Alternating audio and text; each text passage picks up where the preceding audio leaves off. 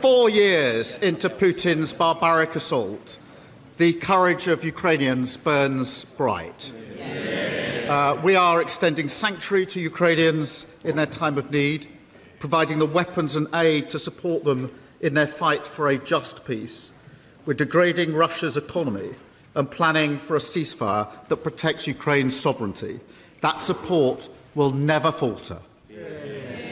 And yesterday, Mr. Speaker, I recommitted to President Zelensky and the Ukrainian people that we stand with them in the fight for freedom, democracy and the values that we all hold dear. But can the Prime Minister tell us whether graduates are paying more or less under Labour? Prime Minister. Certainly many in her party are under new leadership, Mr. Speaker. They're up there. The only change she's brought to her party is to make it smaller. Mr. Speaker, I am amazed that while we're trying to talk about student loans, the Prime Minister has the cheek to talk about my party being smaller. His party is smaller too, including one MP who was arrested for child sex offences.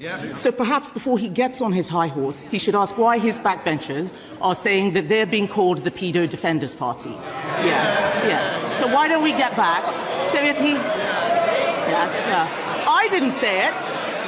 I didn't say it. I know it makes them... Yes. Sorry. OK, let's have less. Kemi Badenoch. I know they don't like it, Mr. Speaker. Does the honourable member want to leave at this stage? Just understand, I want to hear the question, because it's very important that I do hear, because I may have to make a judgment. So I don't need any more shouting. I know they don't like it, Mr. Speaker, but I haven't said anything that's not true, have I? So perhaps they should get off their high horse, stop making stupid jokes, and why don't we talk about student loans?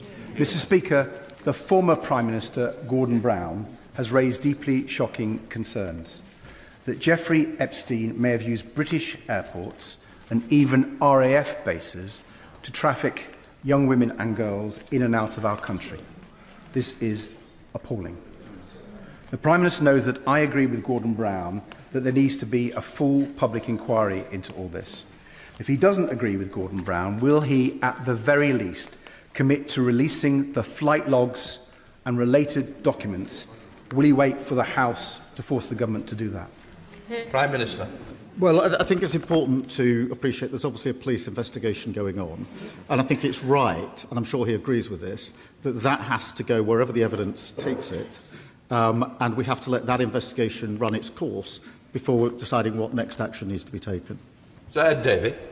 I think we all agree that police investigations should take priority, but that doesn't rule out a public inquiry, and it certainly doesn't rule out releasing the flight logs, which I think really should be. But, Mr. Speaker, I also have to raise this. A death threat was shared by Reform's Deputy Council leader in Lancashire against the brilliant member for Bolsover. It said she should be shot. When death threats were made against the member for Clacton, I stood at this dispatch box and condemned them outright. If he has any decency or backbone, he will stand up, apologise, condemn the comments and sack the individual in his parties. Will he do so? Nigel Farage. Thank you, Mr. Speaker. At the age of 14, Michel Mandarin was forcibly removed from his home, the coral atoll of Ile-de-Quoi, dumped on the quayside in Mauritius, forced to live on food scraps out of bins. He has resettled those islands and yet now faces a removal order from yet another Labour government. So maybe twice in one lifetime, he's going to be asked to leave his homeland. Can I ask the Prime Minister, for a government that is full of human rights lawyers, within and without, why do the opinions and human rights of indigenous Chagossians not matter to him at all? Prime Minister. So he has neither the decency nor the backbone to condemn a death threat to a member of this House, whichever party they are in. He doesn't have the decency or the backbone to condemn it and to sack the individual. And that just shows that his party have got nothing to offer the country but grievance and division. Look at their candidate in Gorton and Denton, a man who says anyone who isn't white cannot be English. No wonder he's been endorsed by Tommy Robinson.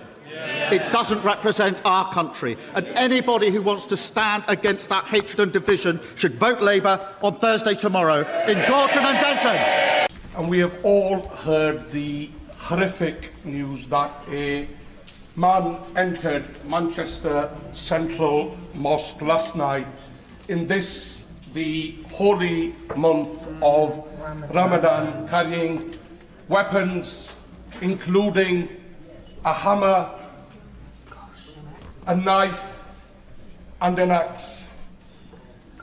Mr. Speaker, violent and Islamophobic attacks against the Muslim community are becoming far too frequent in our country.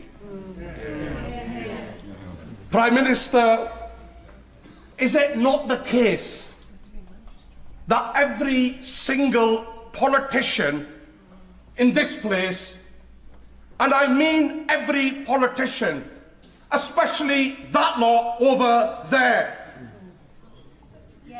Mr. Speaker, they may nod their heads, but this morning we could have woken up to a horrific terrorist attack, killing innocent Muslim worshippers only for being Muslim. Prime Minister, is it not the case that every single politician in this place and every single journalist has a responsibility to stop fanning the flames of hatred against the Muslim community?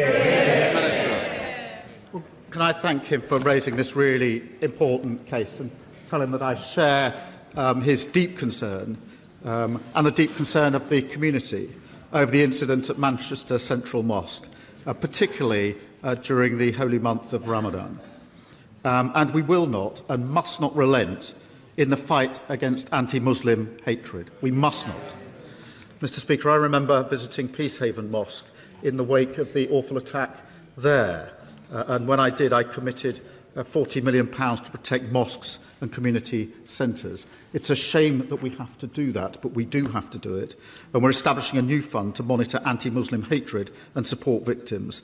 And I want to reassure my honourable friend and the House that we will fight hatred and protect freedom of worship in this country.